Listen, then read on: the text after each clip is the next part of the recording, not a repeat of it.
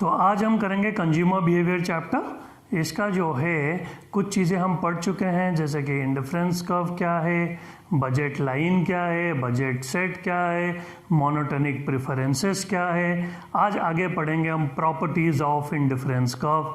तो ये जो इंडिफरेंस कर्व का प्रॉपर्टीज़ है, एक एक प्रॉपर्टी जो है मैं समझाऊंगा और उसको सिंपल इंग्लिश में तुम लोगों को एक या दो लाइन में डायग्राम के साथ बताना होगा।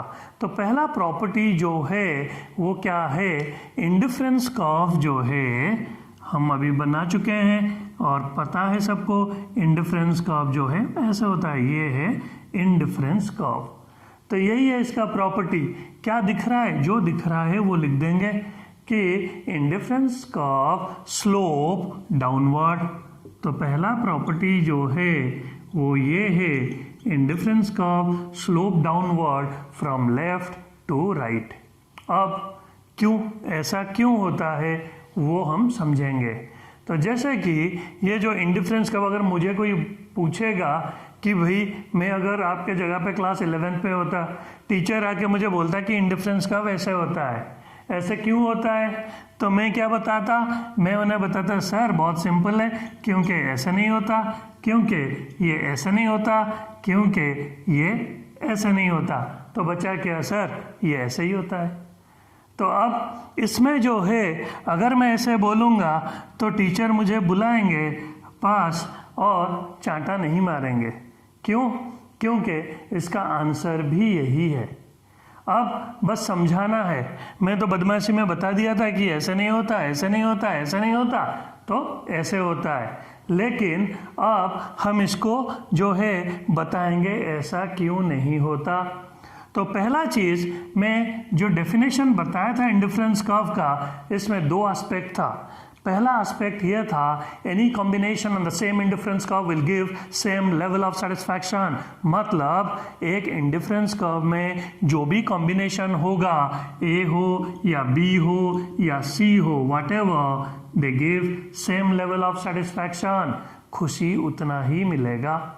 तो अब देखते हैं, ये हमारा डेफिनेशन बताता था और जब हम ऐसे करेंगे क्या होता है, अगर इंडिफरेंस कर्व ऐसे होता तो क्या होता देख लेते हैं। अब ये जो कर्व है, यहाँ पे मैं 2 पॉइंट ले लिया, एक जगह पे लिखा ए, दूसरे जगह पे लिखा बी। अब यहाँ पर क्या है, बी कॉम्बिनेशन जो है वहाँ पे आपको सपोज ओ वाई एक्सिस में एप्पल और ओ एक्स एक्सिस में ऑरेंज हम लेते हैं, तो बी में जो है एप्पल भी ज़्यादा और ऑरेंज भी ज़्यादा मिल रहा है, तो खुशी जो है ज़्यादा होगा, B is greater than A, तो सेटिस्फैक्शन बी में ज़्यादा मिलेगा। This is not true as per our definition, क्योंकि डेफिनेशन ये बताता है A is equal to B या B is equal to C, कोई भी कॉम्बिनेशन हो खुशी उतना ही देना चाहिए। तो this does not hold good as per our definition, तो इसीलिए ऐसा नहीं हो सकता। अब दूसरा डायग्राम पे चलते हैं। यहाँ भी 2 पॉइंट ले लिया, एक को ए लिख दिया, दूसरे को बी लिख दिया। तो ऐसे लिख के मैं जब देख रहा हूँ ए में क्या होता है, ए में ओ वाई कमोडिटी ज़्यादा मिल रहा है, ओ एक्स कमोडिटी उतना ही मिल रहा है। सपोज ए ओ वाई, ये ओ वाई 1 है, तो खुशी जो है यहाँ पे A is greater than B.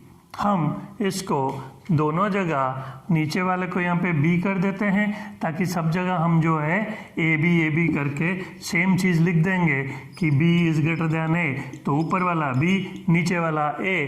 तो बी के केस में हमें ओ वाई कमोडिटी एक्स्ट्रा मिल रहा है, ओ एक्स कमोडिटी उतना ही मिल रहा है, तो B is greater than A ये भी ठीक नहीं है, क्योंकि डेफिनेशन बताता है it should be equal to A, तो ऐसा भी नहीं हो सकता। अब तीसरा एस्पेक्ट, सेम कंसेप्ट, यहाँ पर भी 2 कॉम्बिनेशन ले लो, यहाँ पर एक पॉइंट को ए ले लो, दूसरे को बी ले लो। यहाँ पर again B is greater than A, B A से ज़्यादा हो रहा है। क्यों? क्योंकि हमें ज़्यादा एक्स कमोडिटी मिल रहा है, वाई उतना ही मिल रहा है, लेकिन एक्स फालतू मिल रहा है, तो खुशी फालतू मिलेगा। तो डेफिनेशन तो बताता है कि any combination on the same indifference curve should give same level of satisfaction, जो कि ये है नहीं, तो ऐसा भी नहीं हो सकता। तो इसीलिए भले ही मैं बदमाशी किया था लेकिन टीचर मुझे नहीं मारेंगे। क्यों? क्योंकि आंसर यहाँ पर सही था। ये तीनों केस में नहीं हो सकता। सिर्फ यहाँ पर अगर हम देखेंगे, ये अगर A हुआ और ये पॉइंट को लिए हम B, यहाँ पर A जैसे ही कम हुआ तभी जाकर B फालतू मिला। So A is equal to B, इसीलिए A और B same level of satisfaction देंगे। तो इसीलिए all the indifference curve slope downward from left to right. क्यों? Because any combination on the same IC will give same level of satisfaction. तो अब second point करेंगे। Two indifference curve will never intersect each other. अब second property ये करेंगे कि दो indifference curve कभी भी इंटरसेक्ट नहीं करेंगे। क्यों नहीं करेंगे वो मैं अभी समझा दूंगा। तो यहाँ पर एक इंडिफरेंस कर्व सपोज में बनाया ये IC1 और एक बनाया ये IC2। तो ये जो है ऐसा इंडिफरेंस कर्व इंटरसेक्ट नहीं कर सकते हैं। ये करते ही गलत हो जाएगा। ऐसा क्यों होगा ये मैं अब समझाता हूँ। पहला चीज़, डेफिनेशन का एक एस्पेक्ट पे पहला प्रॉपर्टी पढ़े थे। जो दूसरा एस्पेक्ट था मैं बताया था, any combination on the higher indifference curve will give higher level of satisfaction.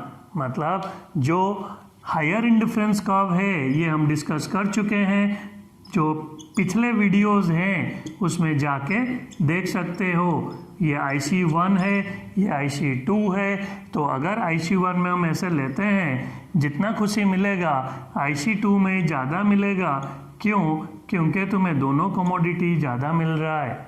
या इसका एक दूसरा डायग्राम भी बनाया था, उसमें क्या है, अगर यहाँ से भी आगे बढ़ा देता हूँ तो भी खुशी ज़्यादा मिलेगा क्योंकि Y उतना मिल रहा है लेकिन X फालतू मिल रहा है। तो any combination on the higher indifference curve will give higher level of satisfaction. ये दूसरा एस्पेक्ट था। तो अब देखते हैं, पहला एस्पेक्ट से एक प्रॉपर्टी हुआ था, अब दूसरा एस्पेक्ट से दूसरा प्रॉपर्टी कैसे होता है। तो अब हम दो इंडिफरेंस कर्व कर रहे हैं। पहला जो है वो है IC1। तो IC1 में ये कॉम्बिनेशन A है, ये B है और ये E है। A, B और E को जो है मिटा के मैं C कर देता हूँ। तो IC1 में A, B और C ये तीनों हैं। तो हमारा डेफिनेशन के हिसाब से होता क्या है, जो डेफिनेशन बोलता है कि any combination on the same indifference curve will give same level of satisfaction. तो A, B, C इक्वल होंगे क्योंकि डेफिनेशन यही बताता है। तो दूसरा जो IC2 है वहाँ पे है D, फिर है B और फिर यहाँ पे जो है मैं मिटा के से E कर दिया ताकि मैं लिख लूँ D, B, E ये इक्वल है क्योंकि ये सेम इंडिफरेंस कर्व IC2 में है। क्योंकि डेफिनेशन बताता है any combination on the same indifference curve will give same level of satisfaction. तो ये हमारा डेफिनेशन के हिसाब से होना चाहिए। तो ये पहला एस्पेक्ट था। अब डेफिनेशन का दूसरा एस्पेक्ट, तो डेफिनेशन का दूसरा एस्पेक्ट ये बताता है any combination on the higher IC will give higher level of satisfaction. तो IC2 में जो भी कॉम्बिनेशन है वो ज़्यादा सेटिस्फैक्शन देंगे। तो IC2 में D है, B है और E है। तो जब ये इंटरसेक्ट करते हैं तो B हमारा IC1 में है और B हमारा IC2 में भी है। ठीक है, जैसे मैं खुद से बड़ा नहीं हो सकता या खुद से छोटा नहीं हो सकता, तो B जब दोनों जगह है तो B तो इज इक्वल टू B ही होगा। B B से बड़ा कैसे होगा? तो B B से बड़ा नहीं हो सकता। और डेफिनेशन का सेकेंड एस्पेक्ट तो बोलता है any combination on the higher IC that is indifference curve 2 should be greater than the combination on the IC1 indifference curve 1। तो बी बी से बड़ा हो ही नहीं सकता, तो इसीलिए इंटरसेक्ट नहीं करेंगे, क्योंकि इंटरसेक्ट करने से कॉमन पॉइंट आ जाता है और डेफिनेशन का ये जो सेकेंड पार्ट है ये फुलफिल नहीं होता। That is why any combination on the same indifference curve should give same level of satisfaction। इसके साथ साथ और दूसरा aspect higher indifference curve give higher level of satisfaction, ये दोनों चीज होगा तभी जाकर कंसेप्ट जो है एग्री करेगा। तो ये वाला पोर्शन हो गया कि two indifference curve can never intersect each other. क्यों? क्योंकि बी बी से बड़ा हो नहीं सकता और डेफिनेशन बोलता है कि IC2 में बी है तो IC1 में जो भी है उससे बड़ा होना चाहिए। हम देख रहे हैं IC1 में भी बी है, तो ये एस्पेक्ट खत्म। अब तीसरा प्रॉपर्टी पे चलेंगे। अब third property, indifference curve are convex to the origin. तो ओरिजिन ये रहा O, तो ये देखो कन्वेक्स है, ये पीट कर रखा है। तो ऐसा क्यों होता है? Why indifference curve are always convex to the origin. तो एक एग्जांपल लेके इसे हम समझा सकते हैं, ठीक है। पहले तो डायग्राम समझना सबसे ज़रूरी है। ये अकेला 6 मार्क का आ जाता है कि indifference curve are convex to the origin discuss. तो इसमें इम्पोर्टेंट जो है वो है डायग्राम को समझना। तो ये डायग्राम को मैं तुम्हें समझाता हूँ, थोड़ा ध्यान दो। जैसे कि सपोज मैं रैंडम कहीं से भी स्टार्ट करा, यहाँ से सपोज स्टार्ट करा मैं, तो 1-1 सेंटीमीटर का ऐसे लाइन खींच दूंगा मैं। तो ऐसे खींच दिया, तो यहाँ से परपेंडिकुलर खींचा मैं और यहाँ पर लिया। तो ये था हमारा combination of y and x जो हम खरीद रहे हैं।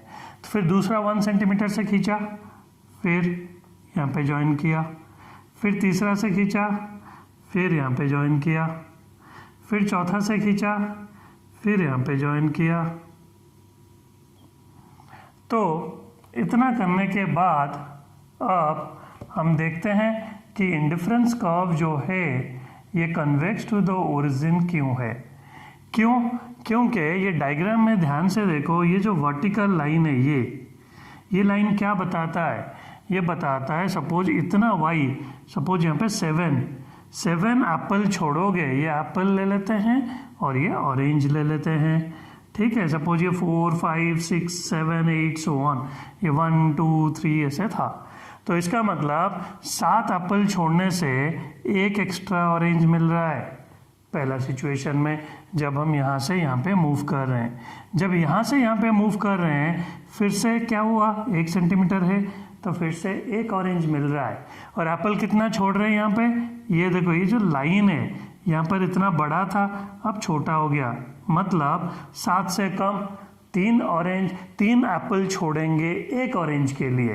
तो ऑरेंज तो उतना ही मिला, यहाँ भी 1, यहाँ भी 1, लेकिन हम एप्पल अब कम सैक्रिफाइस करना चाह रहे हैं। और आगे मूव करते हैं, फिर से 1 सेंटीमीटर इसीलिए लिए थे, मतलब 1 और ऑरेंज के लिए। ये देखो लाइन पूरा इतना छोटा हो गया कि हमें अब जगह नहीं मिल रहा है। तो इसका मतलब यहाँ पे 1 लिख दिया, मतलब 1 एप्पल अगर तुम छोड़ोगे तब तुम्हें 1 ऑरेंज मिलेगा। अब क्वेश्चन ये है, पहले 7, फिर क्या हुआ 3, फिर क्या हुआ 1।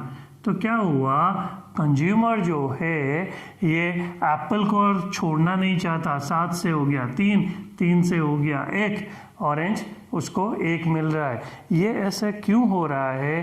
क्योंकि हम अभी इसी चैप्टर में पहले पढ़े थे law of diminishing marginal utility. तो ये लॉ ये बताता था, with every additional unit of consumption of A commodity the utility derived from its successive units keeps on falling.